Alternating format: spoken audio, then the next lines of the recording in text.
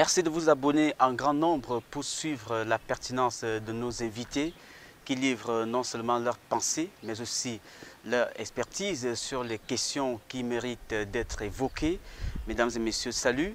Notre invité ce jour, c'est le professeur Pascal Charlemagne Sanga Nyamding. Vous le savez, c'est un membre titulaire du comité central du Rassemblement démocratique du peuple camerounais. Il est par ailleurs le président du mouvement national des biaïstes. Il est sur notre plateau aujourd'hui. On l'accueille. Bonjour professeur. Bonjour. Nous sommes heureux de vous avoir sur ce plateau pour évoquer avec vous des questions dont l'opinion veut certainement avoir quelques explications. Nous commencerons par cette invitation qui vient d'être adressée au président de la République par Vladimir Poutine.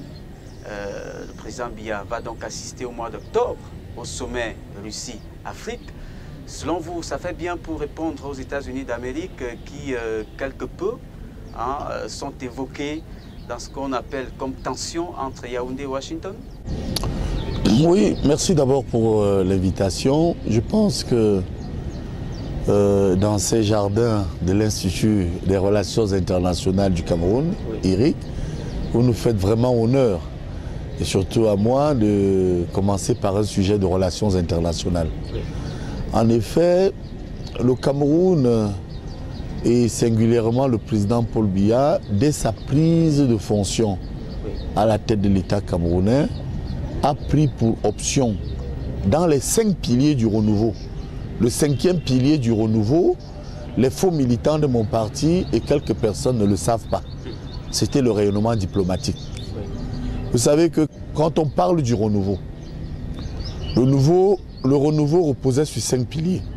La rigueur, la moralisation, la justice sociale, l'ouverture démocratique et le 5e pilier, c'était le rayonnement diplomatique. Donc c'est conforme à la politique étrangère du président Paul Biya, qui s'est toujours ouvert. Parce qu'il faut le rappeler peut-être, le Cameroun mène une politique de non-alignement. Ça veut dire que nous sommes pour la diversité des partenaires tant que les intérêts du Cameroun peuvent être protégés. Vous parlez maintenant de la Russie. Effectivement, la Russie a toujours été à côté des États africains depuis la guerre froide. La Russie n'a jamais colonisé un État africain. Et la Russie a toujours été, de tout temps, du point de vue des relations internationales, le pôle qui a soutenu tous les mouvements de libération en Afrique. Rappelez-vous, quand l'Afrique australe, vous aviez les guerres de libération. Tous les États d'Afrique australe, je peux les citer, en Angola, Jonas Savimbi, au sein de l'UNITA, qui combattait le MPLA, le mouvement populaire pour la libération de l'Angola, d'Eduardo dos Santos, était soutenu par la Russie. Or, les destructeurs de l'Angola, tenus par Jonas Savimbi, étaient soutenus par les États-Unis. Vous pouvez prendre l'Afrique du Sud. La Russie soutenait l'ANC. Si l'ANC de Mandela, de Walter Sisulu, a résisté, elle a effectivement résisté grâce au soutien de la Russie qui finançait l'ANC. Alors que les États-Unis soutenaient le régime raciste de Peter Botha. Vous pouvez aller au Mozambique avec Samorama Michael ou encore Joaquim Chissano qui était au pouvoir au Mozambique. Mais la guérilla qui combattait la Renamo était soutenue une fois de plus par les États-Unis. Aujourd'hui, au moment où le Cameroun veut se construire, et on voit bien qu'à côté, il y a un mouvement terroriste qui nous déstabilise avec des Nigériens, des Libériens, des mercenaires venus d'Ouganda et partout d'ailleurs, et qui occupent aujourd'hui le sud-ouest et le nord-ouest, soutenus par une bande de terroristes camerounais qui résident aux États-Unis, ce qu'on attendait quand même en matière de relations internationales, que les États-Unis rapatrient ces Camerounais bien connus, je dis bien connus, qui soutiennent les 3 mouvements politiques, celui d'Ayou Tabé, celui de Eyengo, et puis il y a un 3e, Ayaba. Vous pensez qu'il y a des complicités? Mais écoutez, Mais ceux qui soutiennent ces mouvements de politique au nord et au sud-ouest sont connus. Ces gens résident aux États-Unis. Nous pensons donc que tourner vers cette politique d'apaisement, le Cameroun, effectivement, qui ne renie pas ses liens avec les États-Unis, a tout à fait raison de répondre à l'invitation du président Poutine qui, aujourd'hui, sur la scène internationale, joue le jeu de l'équilibre. Revenons à vous, professeur Pascal Charlemagne Sangayamdi, Oui. Pour savoir quelle est devenue la plainte de votre évocation forte sur le professeur Maurice Kamto. Vous avez dit détenir une vidéo Oui. le montrant en situation d'indélicatesse dans une certaine pratique, ou alors une pratique immorale, hein, tout court. Quelle est devenue cette plainte-là D'abord, M. Kamto et ses partisans sont des malhonnêtes et des malfrats. Est-ce que c'est pas gros? Permettez-moi de répondre à votre question. Il y a un montage aussi bien dans les médias et dans la presse stipulant que M. Kamto m'a porté plainte. Je vous assure, la main sur le cœur, je n'ai jamais reçu une plainte de Kamto. Mais vous voyez que vous intégrez les éléments des réseaux sociaux. Vous êtes venu ici à Lyrique. Voilà mon bureau. En droit, quand on vous porte plainte, n'est-ce pas, vous recevez une notification. Tout à fait. Je n'ai jamais reçu une plainte de Kamto. Je vous dis la vérité. Donc, je suis étonné. Je vais aller plus loin. Le vice-président du MRC est mon voisin, Maître Sim. Là encore, je voudrais vous rassurer que si M. Kamto était sérieux, je pense qu'il serait venu vers moi et m'aurait signifié ce qu'on appelle en droit une notification. Et je crois que je serais allé au procès. Vous voyez que les gens font de la propagande. Nous étions en campagne électorale. M. Kamto est incapable de porter plainte, comme il prétend l'avoir fait. Parce qu'il estime peut-être que votre déclaration était fantaisiste, justement. Mais écoutez, c'est vous qui me parlez de la plainte. Je suis dans une position où je vous dis à Mondiovision, puisque vous êtes très écouté, que M. Kamto ne m'a jamais porté plainte. J'attends qu'il me porte plainte et j'aviserai. Reparlons de cette élection présidentielle. Oui. Maurice Kamto et son MRC, oui. Parcours éloquent quand même, politiquement parlant, en 2 ans, ils ont pu se tailler une 2e place à une élection présidentielle. Ça a peut-être fait transpirer les gens dans le Rassemblement démocratique du peuple camerounais, où l'on dénonce généralement l'inertie. Moi, je pense que le président Paul Biya, quand il arrive au pouvoir le 6 novembre 1982, fait confiance à 2 types de collaborateurs. Vous savez, quand vous êtes à la tête d'un État comme le Cameroun, vous avez 2 types de collaborateurs.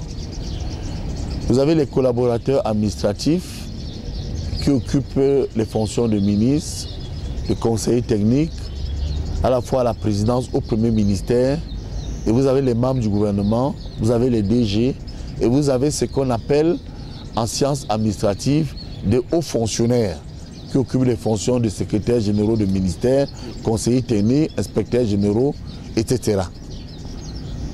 Il faut vous dire que M. Kamto fut un collaborateur politique du président Paul Biya, puisqu'il a été non seulement, je voudrais peut-être vous rappeler, à l'effet de vous prouver qu'il a joui de 2 décrets du président.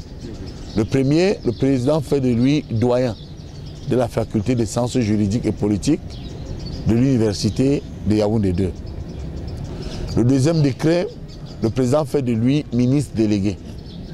Du moins, je parle là des décrets visibles parce qu'il a également bénéficié de plusieurs autres faveurs du président lorsqu'on l'a appelé. Il faut le rappeler peut-être ici, dans l'affaire de la presqu'île de Bakassi.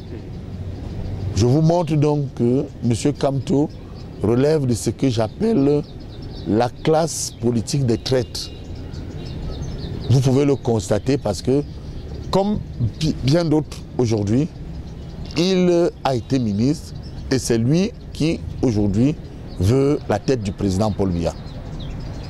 Deuxième type de collaborateur politique du chef de l'État, ce sont les collaborateurs politiques, c'est-à-dire les personnes qui occupent les fonctions de membres du bureau politique, membres du comité central. C'est mon cas, je suis un collaborateur politique du chef de l'État.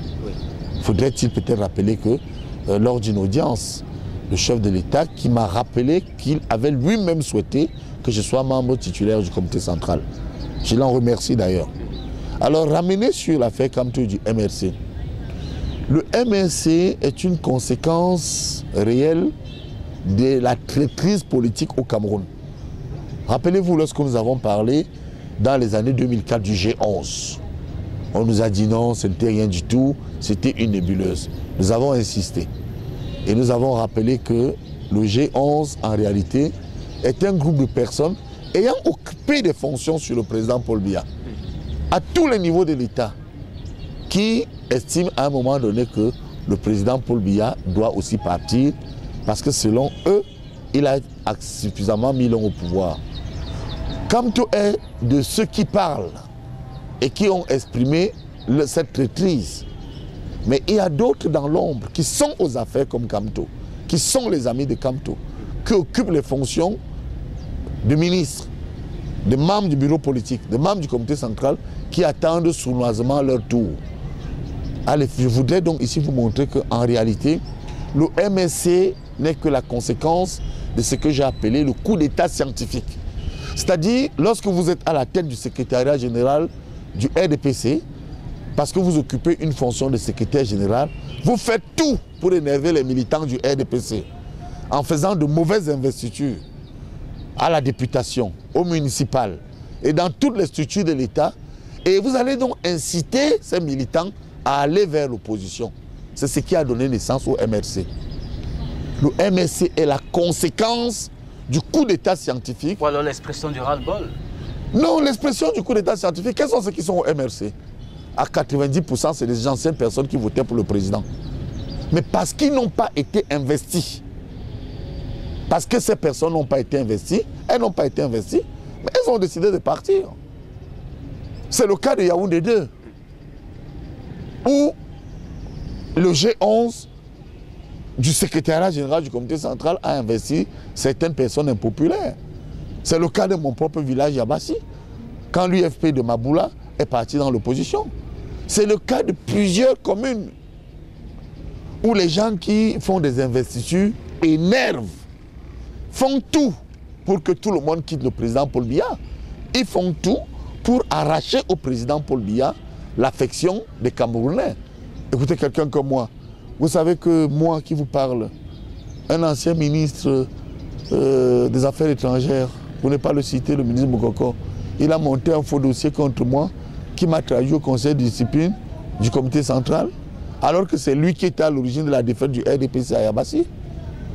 Imaginez un temps soit peu si j'étais fragile. Est-ce que le RDPC est un panier à crabes? Le RDPC est un parti qui a deux types d'organes. Vous avez les organes centraux, bureau politique OFOJ, RDPC, comme on dit souvent, bureau politique, comité central, et puis bureaux nationaux RD, OF et OJ, RDPC. Ce sont les organes centraux. Et vous avez les organes de base, les cellules, les comités de base, les sous-sections et les sections. Et vous allez voir que la masse, parce que le RDPC, dans sa vocation première, était un parti de masse, et non une partie des élites voleurs, détourneurs de fonds.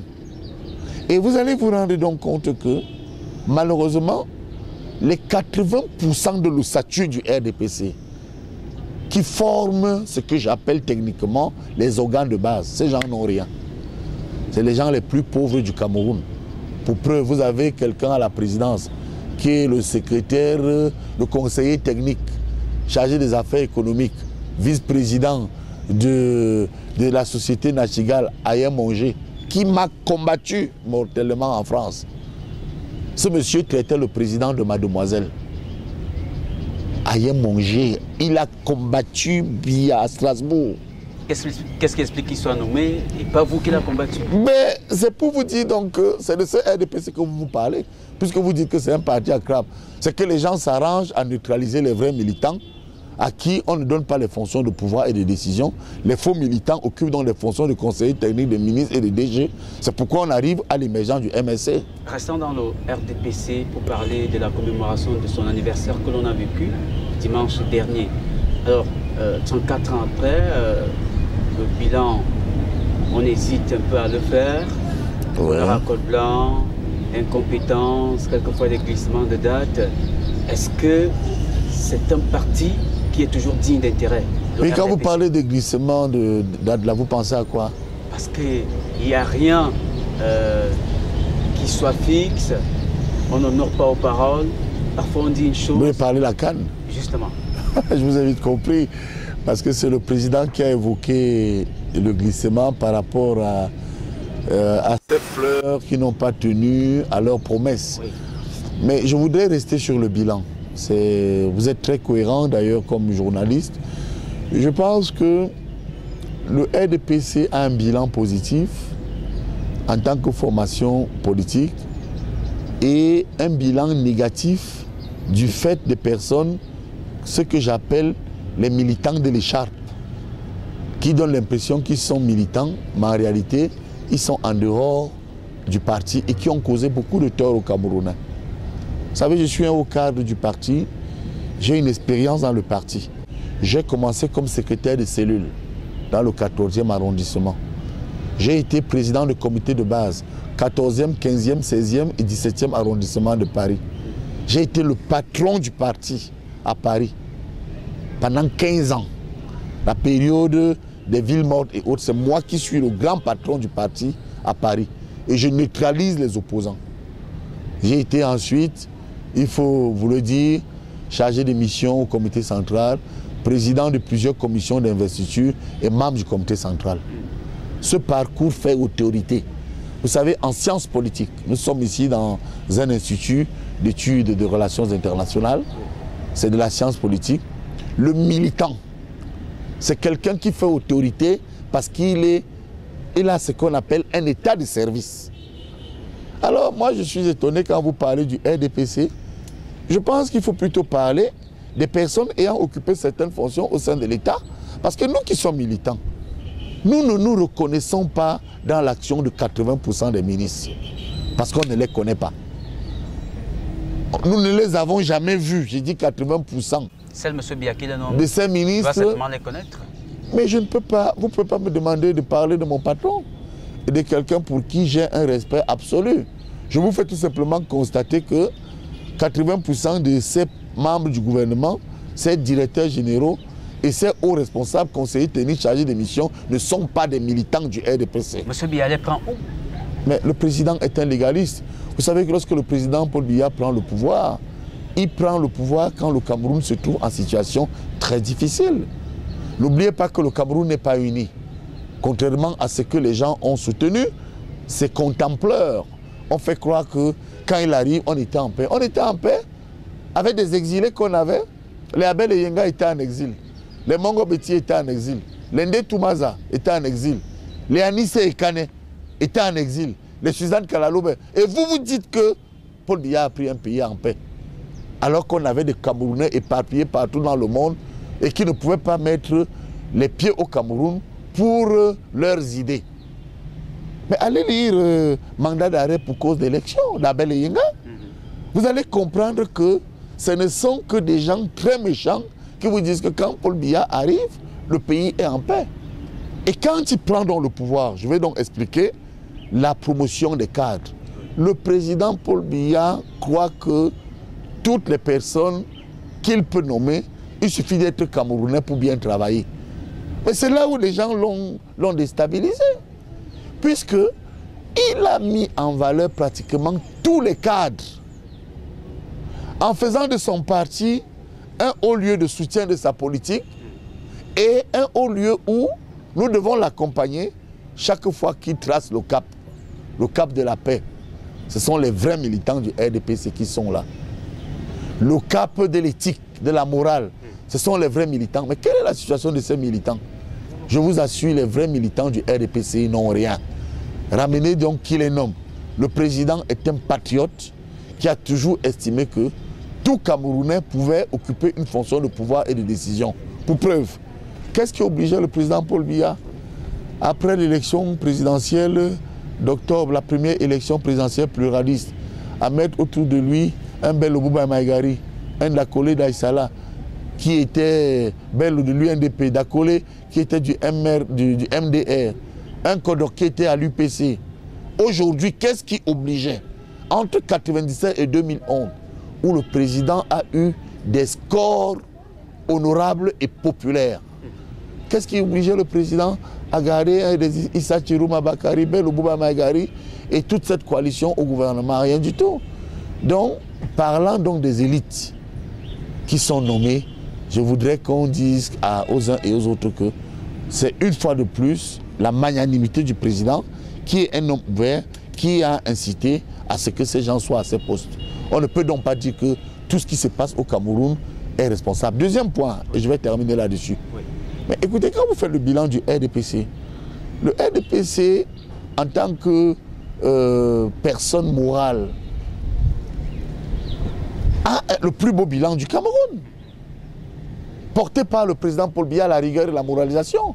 Mais en sciences politiques, je voudrais quand même vous le dire, avec votre permission, Paul Désir Biya, vous allez constater que un parti politique est un rassemblement de personnes en termes idéologiques qui a pour objectif de garder ou de conquérir le pouvoir politique. Ça veut dire quoi? Le parti porte l'idéologie. Mais à qui appartient l'action? Ce sont les hommes. On ne peut donc rien reprocher au RDPC en tant que personne morale. Mais on peut tout simplement critiquer ceux qui, comme on le dit souvent en sciences politiques, des personnes qui n'ont pas porté ces idéaux, puisque l'action appartient aux hommes, qui ont été ministres, qui ont été DG, qui ont même failli tuer et assassiner le président dans l'affaire Albatros. Je voudrais donc ici vous dire que, sauf à croire que le président Paul Biya a atteint un degré d'inconscience, au point où il nomme des gens qui peuvent le tuer. Et il le sait préalablement, ce qui n'est pas total, ce qui n'est pas du tout vrai. Je continue à penser que les problèmes du Cameroun relèvent d'abord de la responsabilité de tous les Camerounais. Pour une raison, une seule, en sciences politiques. Un pays ne peut pas se mettre en marche lorsqu'on n'a pas une grande opposition. Prenez le cas de 1992. Lors des élections du 1er mars 1992, qui a eu la majorité dans ce pays au Parlement? Mais on ne le dit pas suffisamment. C'était l'opposition. Avec un Augustin Kodok qui avait 18 députés à l'UPC, Dakole d'Aïsala, 6 députés au MDR, Bello Bouba Maïgari, 68 députés. Sur 180 députés, le RDPC n'en avait que 88, alors que l'opposition venait avec 92 députés. C'est l'opposition. En sciences politiques, il suffisait, Paul Désir Biya, que l'UPC de Kodok, le MDR de Dakole d'Aïsala et l'UNDP de Bello Bouba Maïgari fassent ce qu'on appelle en sciences administratives une déclaration commune de politique générale pour que Paul Biya n'ait plus le droit de nommer un premier ministre. Ils ont dit nous on ne peut pas gouverner, on veut des postes de ministres. Ils ont eu des postes. Donc vous venez toujours parler du RDPC, le matin le RDPC. Si on avait une opposition sérieuse, unie et forte, elle aurait au moins joué le rôle de contre-pouvoir. Je crois que cessons de donner l'impression que au cœur du pouvoir, c'est ceux qui gouvernent qui ont l'entière responsabilité. La démocratie vit et la démocratie est forte quand on a des vrais contre-pouvoirs. Malheureusement, l'opposition ne joue pas son rôle. Mesdames et messieurs, nous recevons sur notre plateau aujourd'hui le professeur Pascal Charlemagne Msanga-Nyamdi. C'est un membre titulaire du Rassemblement démocratique du peuple camerounais. Non, du comité central. Je suis membre titulaire du comité central. Du comité central, mais également il est le coordonnateur du mouvement national des biaïstes. Tout à fait. Avec cette casquette, cela nous permet de vous poser la question de savoir si M. Biya, en sa qualité de président de la République, reste l'homme de la situation. Objectivement, hein, pour parler du Cameroun qui doit quand même atteindre un certain niveau de développement et d'épanouissement. M. Biya peut-il répondre aux exigences actuelles qui sont celles des Camerounais et du Cameroun? Vous ne direz pas oui forcément parce que vous attendez enfin une nomination de lui. Vous savez, moi quand on me parle de nomination, j'ai souvent beaucoup de sourires. Je pense que ceux qui pensent que le président Paul Biya n'a jamais rien fait pour moi se trompent. Parce qu'ils ne savent pas ce que c'est qu'un membre du comité central. Un membre du comité central d'un parti au pouvoir. Si je renvoie les auditeurs à l'article 17 des statuts du RDPC, l'article 17, je cite de nos textes de base, les instances dirigeantes du parti sont le bureau politique, le comité central et le congrès. Comment on peut penser que, contre toute attente, et dans une audience, le président me l'a réaffirmé, j'ai personnellement voulu que vous-même, Charles Ateba Yene, Pius et tout, et quelques-uns qui abattaient un travail au quotidien, soyez au comité central, à l'effet de rendre votre action visible. Est-ce que vous ne méritez pas mieux pour tout ce travail que vous abattez justement? Mais écoutez, c'est donner l'impression que le temps du président est le mien. Je suis au moins sûr. Vous avez combien de Camerounais qui peuvent sur vos plateaux vous dire qu'ils sont reçus en audience par le chef de l'État? Vous en connaissez beaucoup? Ah, vous voyez, ça vous dit que le président Paul Biya a une magnanimité et il sait comment il gère son temps et comment il gère ses hommes.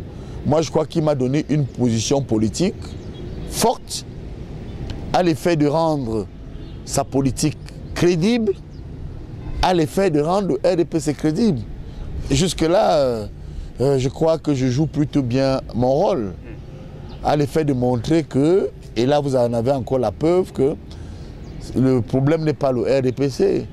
Parce que malgré tout ce que je fais comme analyse, malgré tout ce que je mets, parce que c'est le chef qui décide, à sa disposition, à l'effet d'être éclairé sur les affaires de détournement de fonds, sur les problèmes des réseaux, sur la destruction de sa propre politique, où vous avez ses collaborateurs qui ont un agenda, qui rivalisent avec son agenda.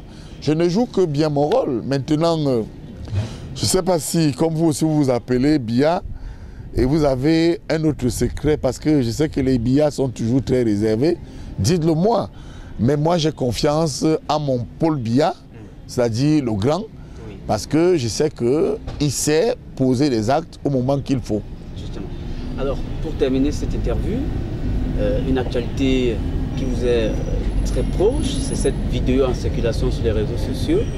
Vous dites que pour être ministre au Cameroun, il faut être homosexuel et pas autre chose. Mais les gens ont raconté des histoires. Je suis professeur en sciences juridiques et politiques. Et vous faites bien de m'accorder cette plage de réponses. Je dispense un cours intitulé « Droit coutumier et anthropologie juridique africaine ». Et je démontre que le droit, c'est l'ensemble des règles obligatoires qui s'imposent à une communauté. Et c'est le droit positif qui donne cette définition. Et j'ai dit aux étudiants en amphi que le droit positif, c'est l'ensemble des textes de loi qui s'imposent à une communauté. Et à côté, donc, il y a la définition de la coutume. La coutume est un mode de comportement observé et adopté par un groupe de manière durable et répétitive. J'ai défini dans l'anthropologie à l'effet de montrer que pour qu'il y ait le droit en anthropologie, les textes doivent être conformes aux réalités sociétales.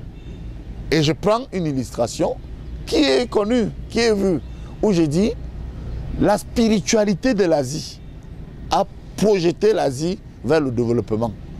Or, la spiritualité des Africains étant extravertie, parce qu'on est catholique, parce que nous sommes musulmans, parce que certains sont francs-maçons, et parce que certains ministres sont pédés, directeurs généraux, PD, universitaires PD, en Afrique. Le droit africain, du point de vue anthropologique, peut avoir un problème de régulation, en démontrant que ça n'entre pas dans nos mœurs. Alors, qu'est-ce que mes détracteurs ont fait? Ils ont pris une petite coupure pour me détruire. De 30 secondes, comptez bien. Tout à fait. Et ils ont mis ministre PD, DG PD, universitaire PD, à la fin de vouloir me détruire. Mais dans les faits maintenant, est-ce que j'ai violé la loi? Si je dis que être PD et que la pédératie n'est pas bonne, ai-je violé la loi en tant que professeur de droit public? Non. Deuxième point, et je termine là-dessus. Le président Paul Biya n'a-t-il pas condamné cette chose-là? Tout à fait. Donc c'est en conformité avec mon engagement politique et ma vision de biaïste. Celui qui dit, et je continue à vous le dire, Paul Biya, c'est mon maître politique. Je suis celui qui vulgarise sa politique économique, sociale et culturelle, parce que j'arrive quand même à dire que quand c'est noir, quand ce n'est pas noir, c'est noir. Et je conclue souvent en disant, lorsque le président vous dit, allez à gauche, tout le monde doit aller à gauche, c'est lui le chef. Lorsqu'il vous dit, allez à droite, tout le monde doit aller à droite.